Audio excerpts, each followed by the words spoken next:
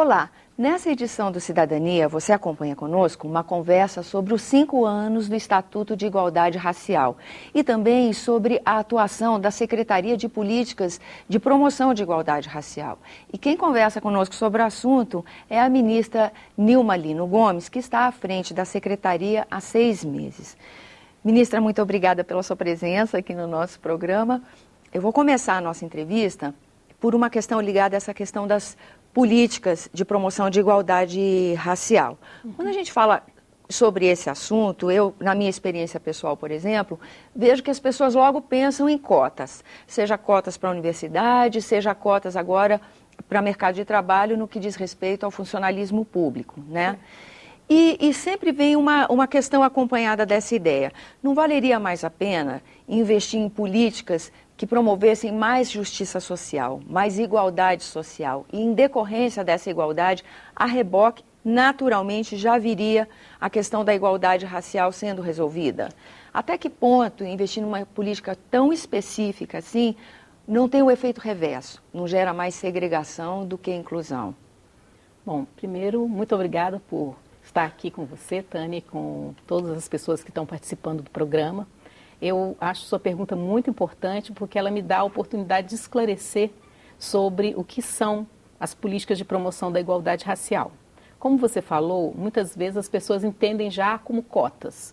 E é interessante e importante que nós entendamos que as cotas representam uma modalidade de uma política mais ampla chamada ação afirmativa. Então, quando nós temos hoje um ministério como a CEPIR, que é essa secretaria que hoje eu estou à frente dela, esse ministério, a existência dele na estrutura do Estado, já faz parte de uma política maior chamada ação afirmativa. E o que significa isso? Aí eu quero aproveitar que já são 5 anos do Estatuto e ler no próprio Estatuto da Igualdade Racial o conceito do que são as ações afirmativas. Interessante. No artigo 1º, no inciso 6º, fala o seguinte: ações afirmativas, os programas e medidas especiais adotadas pelo Estado e pela iniciativa privada, ou seja, também pode ser pela iniciativa privada, para a correção das desigualdades raciais e para a promoção de igualdade de oportunidades. O que isso significa? Que o nosso país, como é uma sociedade extremamente complexa, como nós assumimos que temos uma série de formas de desigualdades ainda na nossa estrutura social, de gênero, de raça, socioeconômica, etc., regional, etc., esse país, para se configurar como uma verdadeira democracia, tem que implementar as políticas sociais. Ok. Porém, essas desigualdades estruturantes, elas não são apenas socioeconômicas, elas também são raciais. As próprias pesquisas oficiais realizadas pelo governo, pesquisas acadêmicas, pesquisas sobre mercado de trabalho, sobre educação, vêm mostrando que a população negra brasileira, ela sofre uma desigualdade quando ela é comparada com a população que se autodeclara branca no Brasil, nos mais diversos setores da sociedade brasileira. Eu já achei interessante a senhora falar se autodeclara branco, porque a impressão que a gente tem no Brasil é que a miscigenação aconteceu mesmo, né? A impressão não, é um fato histórico, né? Sim. Então, é diferente do que uma cultura como a cultura norte-americana, onde nem essa miscigenação não aconteceu como aconteceu, na intensidade que aconteceu aqui, né? O perfil da nossa população parece mais misturado, não é? Isso, é muito interessante porque o fato de uma sociedade ser miscigenada não significa que ela não tenha grupos étnico-raciais específicos, não é isso? Como você mesma falou, em algumas sociedades você tem uma intensidade menor, em outras sociedades você tem uma intensidade maior, mas aí nós temos que pensar também na construção identitária das pessoas. Então, eu nunca vi alguém falar assim, eu me identifico como miscigenado, mas né? isso eu não... me identifico como pertencente a determinados grupos étnico-raciais, dentro de uma variedade de diversos grupos, como o Brasil tem. Realmente, você não vê ninguém falando, sou miscigenado, não é um grupo. Não. Né? É um fato que aconteceu no desenvolvimento desse país. No entanto, quando você fala, por exemplo, em cotas, numa sociedade onde a segregação foi mais evidente, a miscigenação foi menor, tem aquele conceito, por exemplo, norte-americano da gota de sangue, né? Que você chegaria pelas heranças genéticas, né, dos descendentes aos ascendentes, você chegaria nessa conclusão de quem é branco, quem é negro. No Brasil, o critério é subjetivo? Como são esses? Porque a hora que se fala de uma identidade pessoal, o critério muda. Como é que a Secretaria trabalha esse conceito? Olha, nós temos no Brasil, já pelo IBGE, a organização de 5 categorias de cores que o censo brasileiro utiliza, que é o branco, preto, pardo, amarelo e indígena. Essas são classificações raciais. E tem uma construção histórica que depois, num outro programa, eu posso falar só sobre isso para você. Pronto. Mas essas classificações raciais, elas são, digamos assim, as oficiais. Por quê? Porque um país tão miscigenado, como você mesmo diz, tão diverso, e que isso não esconde, né, não retira o nosso pertencimento a determinados grupos étnico-raciais, o censo, para ele classificar como que os brasileiros são desse ponto de vista étnico-racial, da sua origem étnico-racial, acordou-se essas 5 categorias de cores. Tá. Agora, isso são categorias de cores, classificações que te ajudam o quê? Fazer as pesquisas, saber a porcentagem de pessoas por grupo étnico-racial que tem sido atendido nas políticas públicas, mercado de trabalho, etc. Tá. Juntamente com isso, tem uma questão que é histórica, que é social, que é cultural, que é a construção das identidades. Aí já é mais subjetivo, né? É mais subjetivo, mas como é que eu diria? É porque o subjetivo não está descolado do social, entendeu?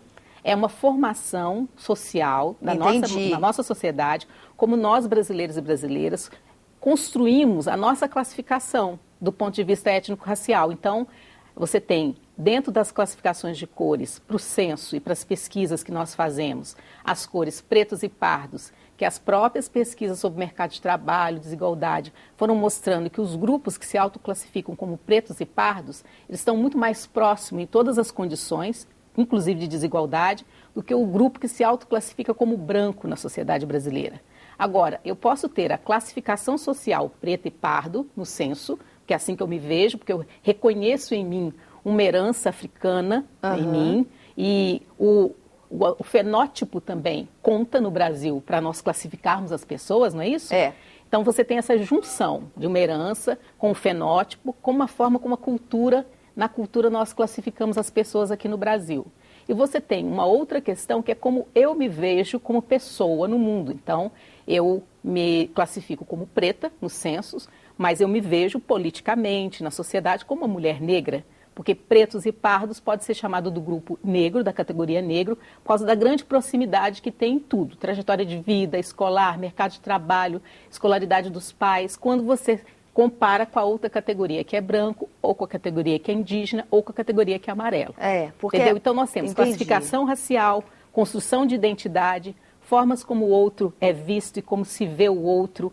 É uma relação extremamente complexa, mas que é também desafiadora. Por quê? Porque nós mesmos, sociedade brasileira, o Estado brasileiro, foi reconhecendo que essa grande diversidade que o Brasil tem e que é fantástico, é maravilhoso, não necessariamente significa que as pessoas tão diversas usufruem dos mesmos direitos constitucionais, de igualdade, que são para toda a população brasileira. Com certeza. Então, por isso, as políticas de ações afirmativas, elas existem. Mas a razão da minha pergunta é justamente porque envolve critérios subjetivos, mas na construção de políticas públicas, certamente há tomadas de decisão que são objetivas, que são, né, objetivas. E aí como é que fica a convivência desses parâmetros, né? Essa convivência é o que nós já temos experimentado ao longo desses 12 anos de existência da Secretaria de Políticas de Promoção da Igualdade Racial e ao longo desses 5 anos de implementação do Estatuto da Igualdade Racial.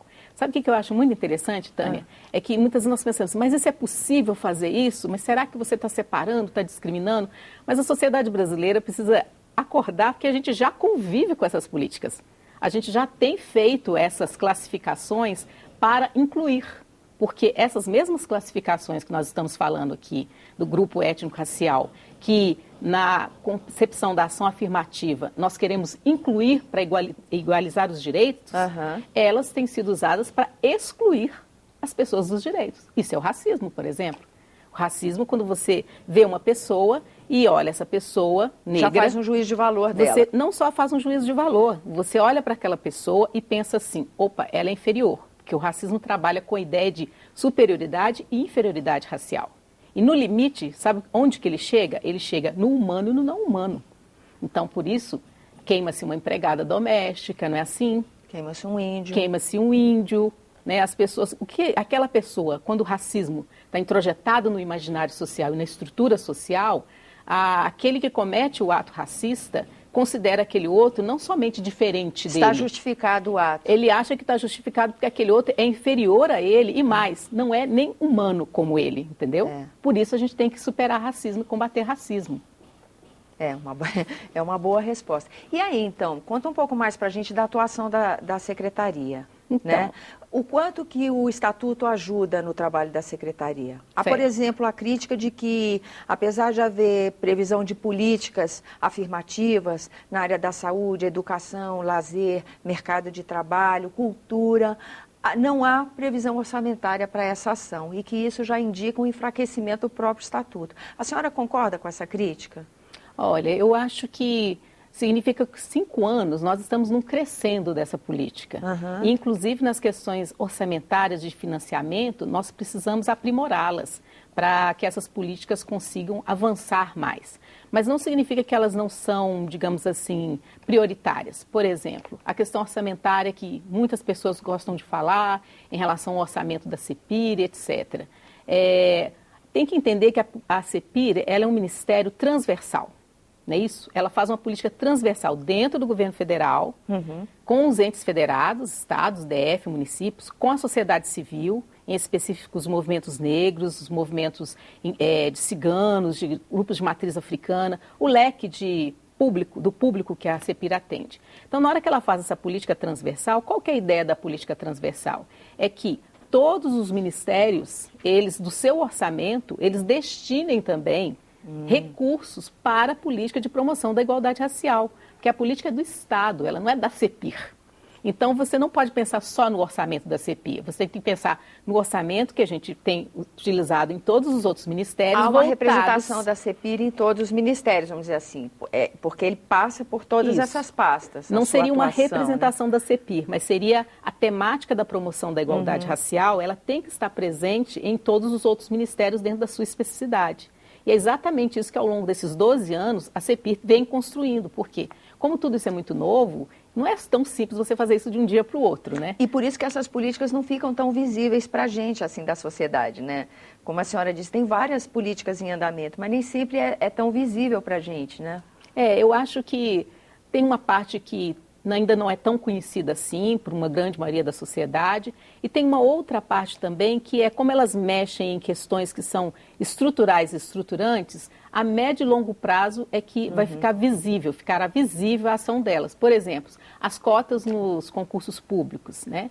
Então, a médio e longo prazo, nós teremos uma inserção de uma diversidade étnico-racial entre os servidores públicos muito maior do que nós temos hoje por efeito dessa política afirmativa. Então, nem sempre a política afirmativa tem um resultado que é imediato. Com certeza. Como ela está tratando de questões que são estruturais, estruturantes, históricas da sociedade, ela também precisa de um tempo para o resultado aparecer e essa diversidade que nós queremos que fique bem representada, esteja representada. Vou dar um exemplo também. Cotas nas universidades públicas. Ainda temos pesquisas que mostram que em determinadas áreas você tem uma menor porcentagem de mulheres, não é assim? Áreas do conhecimento, uma menor porcentagem de negros e negras, e os negros e negras, geralmente, eles estão pouco representados em muitas áreas do conhecimento, mas há aquelas que têm mais lacunas. Então, para um curso, vou dar o exemplo do curso clássico, que as pessoas adoram falar, medicina. A maioria dos estudantes de medicina que convivem com seus colegas, eles convivem com colegas geralmente do mesmo poder econômico, não é isso? Geralmente da mesma classe econômica. É um curso caro. É um curso de dedicação integral, né, todo mundo que pode. Eles convivem geralmente com estudantes que pertencem ao mesmo grupo étnico-racial deles, então você não tem uma variedade nos nossos cursos de medicina ainda de indígena, quilombola, do campo, não é isso? Classe média alta, elite. A gente sabe que não tem ainda, porque isso está mudando por causa da política de cotas. Com a política de cotas, que é uma forma de ação afirmativa, qual que é a oportunidade que o Brasil vai ter e as universidades públicas terão? Esses estudantes vão poder conviver com outros colegas que pertencem a um outro grupo étnico-racial, têm uma outra origem socioeconômica, têm uma outra cultura em posição de horizontalidade, são todos estudantes. Não é aquela situação que o menino vai ver a faxineira da faculdade de medicina que é negra e não vai ter uma menina negra sentada ao lado dele estudando. Então, é isso que a médio e longo prazo significa criar igualdade de direitos e oportunidades para todos os grupos étnico-raciais e fazer uma ação afirmativa, ou seja, o Estado reconhece que determinado segmento ainda está em situação de maior desigualdade, mesmo com as políticas sociais. Então, o que esse Estado democrático vai fazer? Ele vai pensar políticas específicas para que aquele grupo tenha essa desigualdade corrigida, para que ele possa estar no mesmo patamar dos outros grupos e usufruir, sim, de todas as políticas sociais. E aí, toda a sociedade, na sua diversidade, usufrui. Nessa perspectiva, não seria bom ter cotas também no resto da formação acadêmica até chegar à universidade? Você diz o quê? Na educação bolsas, básica e tudo? Ensino fundamental. Na realidade, essa é uma discussão muito interessante, porque nós temos uma universalização maior na educação básica, no que diz respeito ao ensino fundamental. E o ensino médio tem aumentado, tem ampliado, e do ponto de vista da presença da população negra, o que as pesquisas vão mostrando é que é quase um gargalo. Você tem uma maior entrada deles, e depois essa entrada vai sendo diminuída, até chegar no curso superior. Entendi. Então, eu sempre falo que quando nós vamos estudar a questão da promoção da igualdade racial, você não pode tomar a questão racial sozinha, isolada, que é uma série de fatores que vêm junto com essa questão, no caso, que a torna mais complexa e mais desafiadora. Por outro lado, não se pode fingir que ela não exista, Com entendeu? certeza. Então, o nosso grande desafio como Brasil, e eu tenho visto aqui nesse tempo de ministério, nós somos, dentre os países, o único país que tem um ministério com esse objetivo. Com essa atribuição. Com essa atribuição. Né? E isso torna inédito para outros países. Nós somos referência na América Latina e região, que também nós temos muitos negros e negras, nós somos referência, e inclusive por uma coragem do Estado brasileiro de ter na sua estrutura um ministério com esse tema, com essa função, e mais ainda, não só de ter, mas ter a coragem de pautar na sociedade brasileira a discussão sobre essas políticas. Como você mesma diz, quando circula com os colegas, etc., as pessoas compreendem muito pouco, às vezes, por que o Brasil precisa de um ministério como esse. Mas eu volto a insistir, a médio e longo prazo, nossa sociedade vai ficar mais igualitária por ter tido a coragem de estar implementando políticas como essa. Quando é que a gente vai ver essa representatividade dessa fatia da sociedade aumentada na política, no cenário político? Por exemplo, nós estamos em épocas aqui na casa de debate sobre reforma política. E a gente vê um esforço da bancada feminina, tanto do Senado quanto da Câmara, que se uniram em torno de lutar por uma maior representatividade. Uhum. Já tivemos também as cotas para candidatos à eleição, né, durante anos. Verificou-se que isso ainda não trouxe a representatividade mais justa, mais precisa da presença feminina na sociedade e no cenário político. Não vejo nesse debate uma perspectiva da igualdade racial. Ele está acontecendo, a secretaria tem o papel de articular, fazer essa ponte entre os movimentos sociais ligados a algum tema e essa representatividade política ou em outras áreas. É assim que trabalha a secretaria? Então, sobre esse tema, nós podemos analisar uma situação muito interessante, já que você está falando das mulheres. As cotas para as mulheres na política, a maior representação das mulheres na política, que é uma luta, né, do movimento feminista, significa também a criação de condições e oportunidades para que as mulheres possam se dedicar também à política e fazer parte da política de cotas. Porque numa sociedade que ainda tem um regime patriarcal, desigualdade de gênero, vamos pensar em termos de disponibilidade, entre aspas, de tempo para se dedicar a uma vida política. É diferente para o homem e diferente para a mulher. Muito. Não é isso? Muito. Então, muitas vezes falam, as mulheres não têm interesse. Não é que elas não têm interesse. Tem que pensar quais são as oportunidades sociais que temos na vida para que homens se dediquem à vida política e mulheres se dediquem à vida política. Não, mas as mulheres relatam, por exemplo, as senadoras, por exemplo, que eu entrevisto aqui na casa, relatam a dificuldade que é desde o início. Desde você ir às reuniões dos partidos, como você é recebido, como você é tratado, como é tratada a sua campanha no contexto do conjunto das campanhas do partido. Inclusive então, orçamentário. Principalmente orçamentário. Então, no caso dos negros, o movimento negro, ele tem essa bandeira de luta, que é de você ter uma maior representação de negros na política. Por isso que esse conjunto de políticas de ações afirmativas é importante, porque você tendo maior escolaridade, você tendo mais condições de acesso à cultura, a outros direitos que nós temos constitucionais, você tendo as pessoas podendo concluir o seu ensino superior, etc., você vai tendo pessoas na sociedade que cada vez mais vão atentando para os seus direitos e pleiteando lugares, inclusive. Então, nós temos negros na política hoje, mas nós não temos ainda na quantidade... Na proporção. Né, na proporção que significa que é o mesmo 53%, com as mulheres, né? Exato. Então, é na mesma proporção que acontece com as então mulheres. não é desconhecido para o movimento negro. E no caso da CEPIR, o que o Ministério, né? Qual que é o trabalho do Ministério? O Ministério tem uma função articuladora. Então trabalhar junto ao movimento negro, fazer a escuta do movimento negro, trabalhar junto com o parlamento, apoiar os parlamentares negros que tem no parlamento e também outros grupos, né, outros parlamentares, apoiar pautas que são importantes para a população negra no Brasil. Então, a gente faz esse trabalho de articulação apoiando essas pautas, que são pautas sociais, históricas, que esse movimento, no caso o movimento negro, o movimento quilombola, os dois movimentos sociais trazem para a sociedade brasileira e que nem sempre são ouvidas, né? Nem sempre elas são escutadas. Então, esse é o nosso trabalho. E essa questão de ser um ministério transversal, que chama? Transversal. Um ministério transversal. Como é que é esse trabalho? Quais são as áreas ainda que a secretaria, olhando no panorama, fala, nossa, ali a gente tem que intensificar, vamos dizer, para o lado da educação está melhor do que para o lado da formação do trabalho?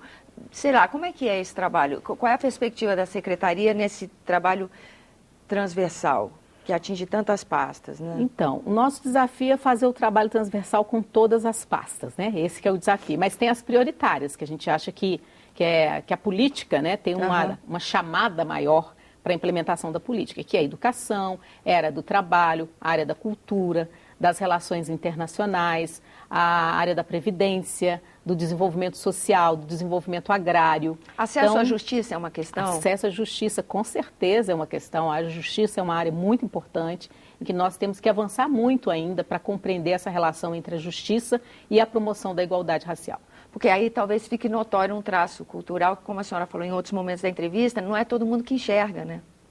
Não fica então evidentes, né? A ONU lançou, nessa semana em que a gente grava a entrevista, a ONU lançou, deixa eu pegar aqui na minha anotação, a Década Internacional dos Afrodescendentes. Isso. Né? Como é que isso se encontra com a atuação da secretaria, com essas políticas de afirmação? Essa década que foi agora instituída pela ONU, que começa esse ano, de 2015 a 2024, o próprio surgimento e a aprovação da década tem a ver com a ação da CEPIR, porque a CEPIR tem uma ação de trabalhar com as políticas de promoção de igualdade racial, fazer uma discussão com os estados outros da América Latina, da região, já desde que ela surgiu. E essa demanda por uma década do afrodescendente, ela é uma demanda de vários países e que a ONU reconhece. Por quê? Porque reconhece que no mundo ainda tem desigualdade racial, ainda tem racismo e a gente precisa de políticas para superar isso. Então, a CEPIR trabalhou no processo até a aprovação, participando ativamente, e agora, como parte do governo federal, nós vamos coordenar as ações da década, junto com o Ministério das Relações Exteriores. Então, uma série de atividades serão realizadas. Nós temos já previsto para novembro, na última semana de novembro, o Seminário Regional da Década, que é o lançamento regional da década, pegando América Latina e região. E também nós vamos implementar, junto com a sociedade civil e com os outros ministérios, o plano de atividades da década. Então, a década ela tem um plano de atividades que os países vão se comprometer, já se comprometeram, em realizar, em 3 eixos que eu acho que são muito importantes, que é o reconhecimento, a justiça e o desenvolvimento. É importante mesmo. Agora, já que a gente está nessa entrevista aqui, meio que apresentando o trabalho da secretaria, vale a pena também a gente falar que tem uma ouvidoria, não é isso? Isso. A senhora também tem um material que ia mostrar para a gente, eu queria não foi? mostrar que, para melhor conhecimento do Estatuto da Igualdade Racial, a CEPIR fez esse guia, que é um guia que orienta estados e municípios para implementar as políticas de promoção de igualdade racial com base no Estatuto. Tudo isso tem no site da CEPIR, a pessoa pode também, porque às vezes é difícil você conseguir um impresso, mas pode ser baixado pela internet. Nós temos também no site da CEPIR o Estatuto, nós temos vários exemplares, distribuímos em eventos, mas a pessoa encontra também o Estatuto no nosso site. E temos uma ouvidoria, que é a Ouvidoria Nacional de Promoção da Igualdade Racial, que é ouvidoria@cepir.gov.br, que nós acolhemos, então, as vítimas de racismo e de crimes raciais de um modo geral, orientamos as vítimas e encaminhamos as denúncias para os órgãos e setores responsáveis. Bom, então, nosso tempo se encerra. Acabamos aqui a entrevista sobre os 5 anos, né, do Estatuto de Igualdade Racial, bem como a atuação dessa secretaria que promove políticas de afirmação de igualdade racial. Eu agradeço a senhora pela presença aqui nos nossos estúdios, agradeço a você que nos acompanha pela atenção, lembrando que você está sempre convidado a fazer sugestões e críticas ao trabalho da TV Senado pelo 0800 61 2211, que é uma ligação gratuita. E se você quiser rever esse ou outro dos nossos programas, aí é senado.leg.br/TV. Até a próxima.